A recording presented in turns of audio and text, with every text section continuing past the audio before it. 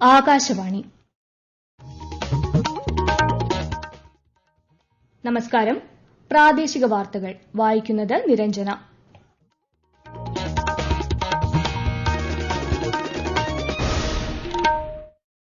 പ്രധാന വാർത്തകൾ. പ്രധാനമന്ത്രി നരേന്ദ്രമോദിയുടെ പശ്ചിമബംഗാൾ അസം സന്ദർശനത്തിന് തുടക്കം. ബംഗാളിൽ വിവിധ വികസന പദ്ധതികൾക്ക് ഇന്ന് തുടക്കം കുറിക്കും. ഇന്ത്യൻ കരകൌശല വസ്തുക്കളുടെ സംരക്ഷണം ലക്ഷ്യമിട്ടുള്ള ഗാന്ധി ശില്പ ബസാർ, കൊച്ചിൻ ക്രാഫ്റ്റ് ഫെസ്റ്റ് 2025 പ്രദർശനമേള കേന്ദ്ര സഹമന്ത്രി ജോർജ് കുര്യൻ ഇന്ന് എറണാകുളത്ത് ഉദ്ഘാടനം ചെയ്യും. പ്രശസ്ത ചലച്ചിത്ര താരവും സംവിധായകനും തിരക്കഥാകൃത്തുമായ ശ്രീനിവാസൻ അന്തരിച്ചു. വിയോഗത്തിൽ അനുശോചനം രേഖപ്പെടുത്തി സാമൂഹിക, രാഷ്ട്രീയ, സാംസ്കാരിക രംഗത്തെ പ്രമുഖർ. സംസ്ഥാനത്തെ തദ്ദേശ സ്ഥാപനങ്ങളിലേക്ക് തെരഞ്ഞെടുക്കപ്പെട്ട അംഗങ്ങളുടെ സത്യപ്രതിജ്ഞ നാളെ പൂർത്തിയാകും. പുതിയ ഭരണസമിതികളും നാളെ ചുമതലയേൽക്കും. ശബരിമലയിൽ ഭക്തജനത്തിരക്ക് തുടരുന്നു. സന്നിധാനത്ത് ഫോട്ടോ, വീഡിയോ ചിത്രീകരണത്തിന് കർശന നിയന്ത്രണം. ദുബായിൽ നാളെ നടക്കുന്ന അണ്ടർ-19 ഏഷ്യാകപ്പ് ക്രിക്കറ്റ് ഫൈനലിൽ ഇന്ത്യ പാകിസ്ഥാൻ പോരാട്ടം. വാർത്തകൾ വിശദമായി. ഉപരാഷ്ട്രപതി CP രാധാകൃഷ്ണന്റെ തെലങ്കാന, മധ്യപ്രദേശ് സന്ദർശനം ഇന്ന് ആരംഭിക്കും.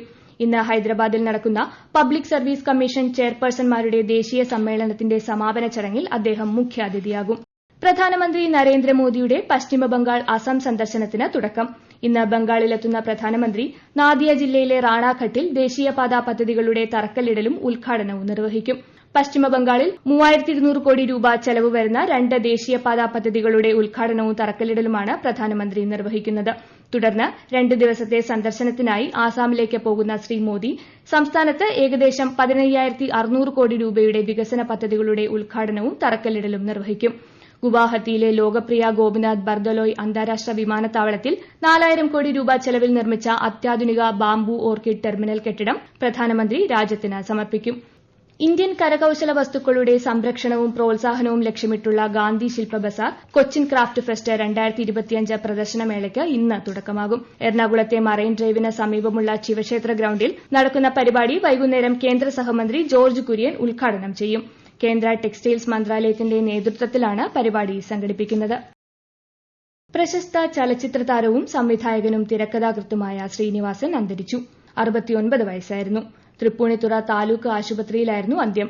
മലയാള സിനിമയിലെ ബഹുമുഖ പ്രതിഭയായിരുന്ന അദ്ദേഹം ദേശീയ പുരസ്കാരത്തിനും അർഹനായിട്ടുണ്ട്. നിരവധി തവണ സംസ്ഥാന അവാർഡുകളും ലഭിച്ചിട്ടുണ്ട്. 200ഓളം സിനിമകളിൽ അഭിനയിച്ചിട്ടുണ്ട്. 1998 ചിന്താവിഷ്ടയായ ശ്യാമള എന്ന ചിത്രത്തിനാണ് മറ്റ് സാമൂഹിക വിഷയങ്ങളെക്കുറിച്ചുള്ള മികച്ച ചിത്രത്തിനുള്ള ദേശീയ പുരസ്കാരം ലഭിച്ചത്. 1989 വടക്കുനോക്കിയന്ത്രം എന്ന ചിത്രത്തിന്റെ സംവിധാനത്തിനാണ് ആദ്യ സംസ്ഥാന പുരസ്കാരം ലഭിച്ചത്. ഒരു റിപ്പോർട്ട്. കണ്ണൂരിലെ തലശ്ശേരിയിൽ പാണ്ഡ്യം എന്ന ഗ്രാമത്തിലാണ് ശ്രീനിവാസൻ ജനിച്ചത്. മദ്രാസ് ഫിലിം ഇൻസ്റ്റിറ്റ്യൂട്ടിൽ നിന്ന് പരിശീലനം നേടിയ അദ്ദേഹം 1977 PA ബക്കറുടെ മണിമുഴക്കം എന്ന ചിത്രത്തിലൂടെയാണ് സിനിമാ രംഗത്തെത്തിയത്. ഓടരുതമ്മാവ ആളറിയാം എന്ന ചിത്രത്തിനാണ് ആദ്യം തിരക്കഥ എഴുതിയത്.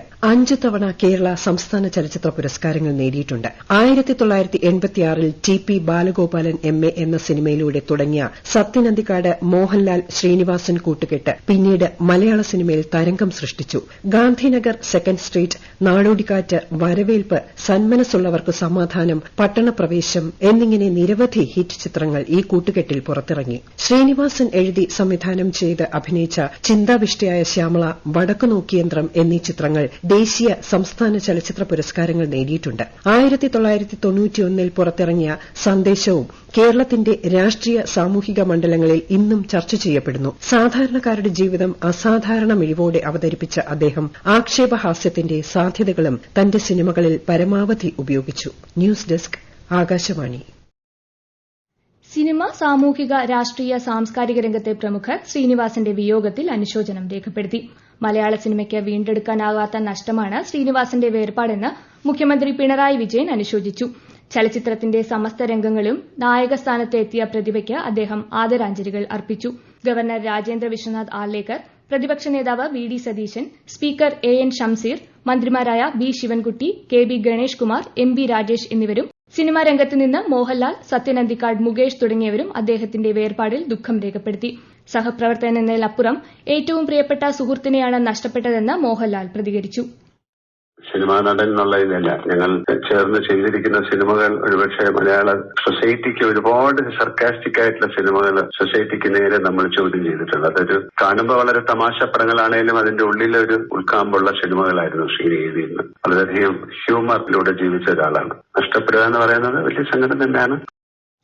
മികച്ച പ്രതിഭയാണ് മലയാള സിനിമയ്ക്ക് നഷ്ടമായതെന്നും അദ്ദേഹത്തിന്റെ കഥാപാത്രങ്ങൾ എന്നും മനസ്സിൽ മായാതെ നിൽക്കുമെന്നും ചലച്ചിത്ര താരം ശോഭന പറഞ്ഞു. ഒരു വലിയ ആർട്ടിസ്റ്റ്, ഒരു power house of talent. Because ഒരു ആക്ടർ മാത്രമല്ല, സ്ക്രിപ്റ്റ് റൈറ്റർ മാത്രമല്ല, ഒരു ഡയറക്ടർ തന്നെയാണ്.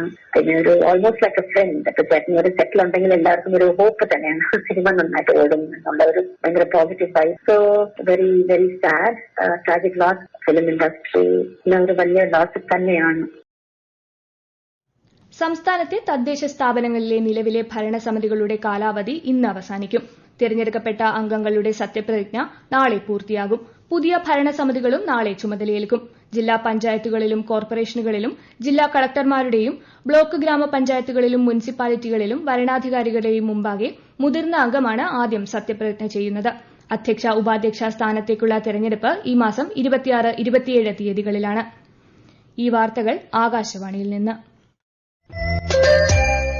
ആകാശവാണി വാർത്തകളും വാർത്താധിഷ്ഠിത പരിപാടികളും All India Radio News Thiruvananthapuram YouTube ചാനലിലും All India Radio News Thiruvananthapuram Facebook പേജിലും AR News_ തിരുവനന്തപുരം ഇൻസ്റ്റഗ്രാം അക്കൌണ്ടിലും AR News_TVM X ഹാൻഡിലും ലഭ്യമാണ്. തീവ്ര വോട്ടർ പട്ടിക പരിഷ്കരണത്തിന്റെ ഭാഗമായി സംസ്ഥാനത്ത് ഈ മാസം 23-ന് പുറത്തിറക്കുന്ന കരട് വോട്ടർ പട്ടികയിൽ പേരുണ്ടോ എന്ന് സമ്മതിദായകർ പരിശോധിക്കണമെന്ന് മുഖ്യ തെരഞ്ഞെടുപ്പ് ഓഫീസർ രത്തൻ യു കേൽക്കർ. സംസ്ഥാനത്ത് എന്യൂമറേഷൻ ഫോമുകളുടെ ഡിജിറ്റൈസേഷൻ 100% പൂർത്തിയായിട്ടുണ്ട്. 18ാം പടി, സോപാനം, തിരുമുറ്റം, മാളികപ്പുറം എന്നിവിടങ്ങളിൽ മൊബൈൽ ഫോണും മറ്റ് ക്യാമറകളും ഉപയോഗിച്ച് ഫോട്ടോ എടുക്കുന്നതും വീഡിയോ ചിത്രീകരിക്കുന്നതും കർശനമായി നിരോധിച്ചിരിക്കുന്നതായി പോലീസ് അറിയിച്ചു. ഹൈക്കോടതി നിർദ്ദേശത്തിന്റെ അടിസ്ഥാനത്തിലാണിത്. ശബരിമല സന്നിധാനത്ത് ഭക്തജനത്തിരക്ക് തുടരുന്നു. 18ാം പടി കയറുന്ന തീർത്ഥാടകരിലെ മാളികപ്പുറങ്ങളും കുഞ്ഞയ്യപ്പന്മാരും 18ാം പടിയുടെ വശങ്ങളിലൂടെ കയറണമെന്ന് പോലീസ് നിർദ്ദേശിച്ചു. ഈ മാസം 23-ന് ആറന്മുള പാർത്ഥസാരഥി ക്ഷേത്രത്തിൽ നിന്നും തങ്കയങ്കി ഘോഷയാത്ര സന്നിധാനത്തേക്ക് പുറപ്പെടും. 27-ന് മണ്ഡലപൂജ നടക്കും.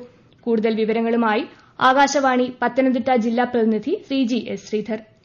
മണ്ഡലകാല സമാപനത്തിന് ഒരാഴ്ച മാത്രം ശേഷിക്കെ സന്നിധാനത്ത് തിരക്ക് തുടരുകയാണ്. പുലർച്ചെ നട തുറന്നതു മുതൽ രാവിലെ 11 വരെയുള്ള കണക്കുപ്രകാരം 32,218 തീർത്ഥാടകർ ദർശനം നടത്തി. ഇതിൽ 5,131 പേരാണ് സ്പോട്ട് ബുക്കിംഗ് വഴി ദർശനം നടത്തിയത്.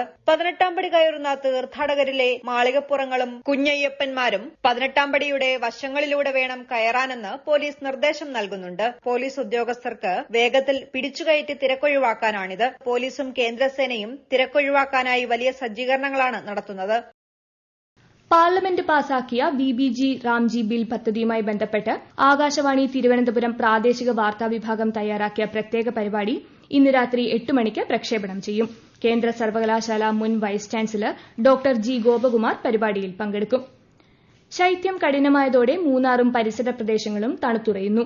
വിവിധയിടങ്ങളിൽ താപനില 0 ഡിഗ്രിക്ക് താഴെ എത്തിയതോടെ വിനോദസഞ്ചാര മേഖല വലിയ മാറ്റങ്ങൾക്കാണ് സാക്ഷ്യം വഹിക്കുന്നത്. മഞ്ഞുപാളികൾ പുതച്ച തേയിലത്തോട്ടങ്ങളും കഠിനമായ ശൈത്യവും മൂന്നാറിനെ മറ്റൊരു കാശ്മീരാക്കി മാറ്റിയിരിക്കുകയാണ്. വിശദവിവരങ്ങളുമായി ആകാശവാണി ഇടുക്കി ജില്ലാ പ്രതിനിധി രതീഷ് കൃഷ്ണ. കന്നിമല, നടയാർ, നല്ലതണ്ണി, മൂന്നാർ ടൌൺ, ദേവികുളം, ശവൺമല എന്നിവിടങ്ങളിൽ ഇന്ന് പുലർച്ചെ താപനില 0 ഡിഗ്രി രേഖപ്പെടുത്തി. മറയൂർ, കാന്തല്ലൂർ മേഖലകളിലും കൊടും തണുപ്പാണ് അനുഭവപ്പെടുന്നത്. തലയാറിൽ താപനില -2 ഡിഗ്രിയിലേക്ക് താഴ്ന്നു. പുലർച്ചെയോടെ തണുപ്പ് 0 ഡിഗ്രിയിലും താഴെയെത്തിയതോടെ തേയിലത്തോട്ടങ്ങളും വാഹനങ്ങളുടെ മുകൾ ഭാഗവും മഞ്ഞുപാളികളാൽ മൂടിയിരിക്കുകയാണ്. കഠിനമായ മഞ്ഞുവീഴ്ച കൃഷിയെ ദോഷകരമായി ബാധിച്ചിട്ടുണ്ട്. ദുബായിൽ നടക്കുന്ന അണ്ടർ-19 ഏഷ്യാകപ്പ് ക്രിക്കറ്റിന്റെ ഫൈനൽ നാളെ ഇന്ത്യ പാകിസ്ഥാൻ പോരാട്ടം. ഇന്നലെ നടന്ന മത്സരത്തിൽ ശ്രീലങ്കയ്ക്കെതിരെ ഇന്ത്യയ്ക്ക് 8 വിക്കറ്റ് ജയം നേടിയിരുന്നു. ഇന്ത്യ ദക്ഷിണാഫ്രിക്ക T20 ക്രിക്കറ്റ് മത്സരത്തിൽ 3-1 പരമ്പര സ്വന്തമാക്കി ഇന്ത്യ.